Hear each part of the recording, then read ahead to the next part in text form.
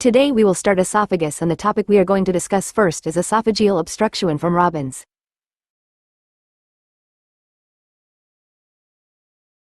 Before discussing the different diseases, let's first understand what esophageal obstruction actually means. The esophagus is a muscular tube whose job is to transport food from the mouth to the stomach. Under normal circumstances, swallowed food passes smoothly through the esophagus with the help of coordinated muscular contractions called peristalsis.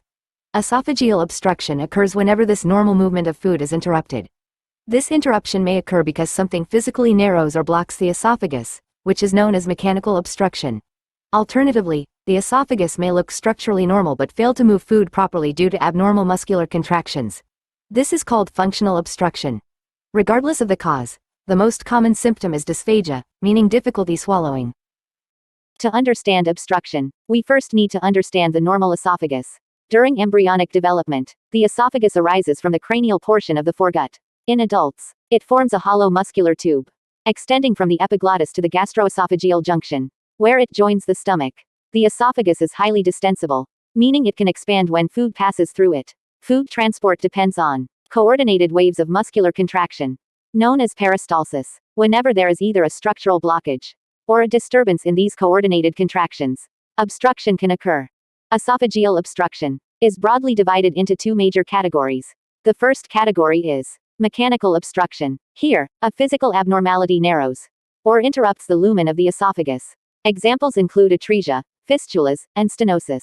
The second category is functional obstruction. In these disorders, the lumen may be open, but the esophagus cannot propel food effectively because of abnormalities in muscular contractions or nerve function. The most important example of functional obstruction is achalasia. Esophageal atresia is a congenital developmental defect. Normally, the esophagus develops as a continuous hollow tube that connects the mouth to the stomach. In esophageal atresia, a portion of the esophagus fails to develop a lumen, and instead becomes a solid cord of tissue. As a result, the upper and lower portions of the esophagus are disconnected. Since food cannot pass through the interrupted segment, newborns develop feeding difficulties immediately after birth. The defect most commonly occurs near the tracheal bifurcation. A very important association of esophageal atresia is tracheoesophageal fistula. A fistula is an abnormal connection between two organs that should normally remain separate. In this condition, the esophagus communicates directly with the trachea. To understand the consequences, imagine a newborn trying to drink milk. Instead of traveling only into the gastrointestinal tract, some of the milk may enter the respiratory tract through the fistula. This process is called aspiration.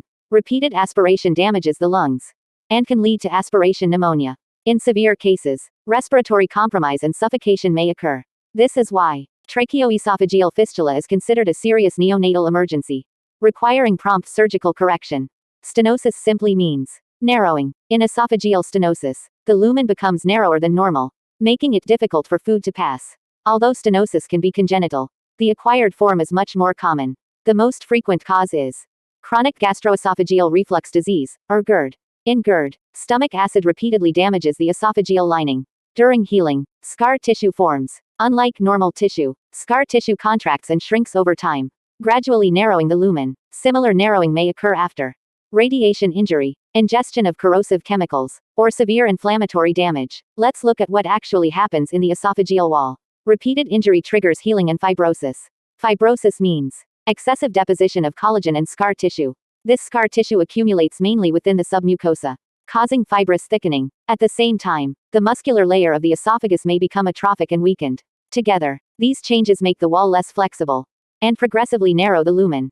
This is a favorite examination concept. Patients with stenosis usually develop progressive dysphagia. Why do solids cause symptoms first? Solid food requires a wider opening to pass through the esophagus. Even mild narrowing can interfere with the passage of solids. Liquids, on the other hand, can squeeze through much smaller openings. As the stenosis becomes more severe, even liquids can no longer pass easily. Therefore, dysphagia that begins with solids and later progresses to liquids strongly suggests a mechanical obstruction, such as stenosis.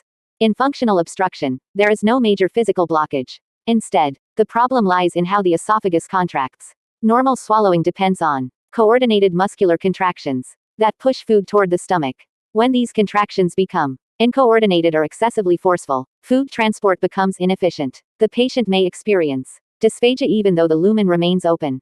These abnormal contractions also increase pressure within the esophageal wall. When abnormal contractions generate excessive pressure inside the esophagus, weak areas of the wall may bulge outward. This creates a diverticulum. A diverticulum is essentially an outpouching of the esophageal wall. Achalasia is the most important functional obstruction of the esophagus. To understand achalasia, first remember normal swallowing. When food reaches the lower esophageal sphincter, the sphincter relaxes so that food can enter the stomach. At the same time, coordinated peristaltic waves push food downward. In achalasia, both of these processes fail. The lower esophageal sphincter remains abnormally tight. Relaxation is incomplete, and normal peristalsis is lost. These three abnormalities form the classic triad. The key event in primary achalasia is loss of inhibitory neurons. These neurons normally release neurotransmitters that tell the lower esophageal sphincter to relax during swallowing. When the neurons are lost, the sphincter remains contracted. Food therefore encounters resistance at the gastroesophageal junction. Over time, food accumulates above the obstruction, causing progressive esophageal dilatation. Secondary achalasia occurs when another disease damages the neural pathways responsible for esophageal motility. The classic example is Chagas disease, caused by Trypanosoma cruzi. The parasite destroys the myenteric plexus, which contains neurons responsible for coordinating esophageal movement and sphincter relaxation. Other diseases such as diabetic autonomic neuropathy, amyloidosis, sarcoidosis, malignancy, and polio can produce similar neural damage and lead to an achalasia-like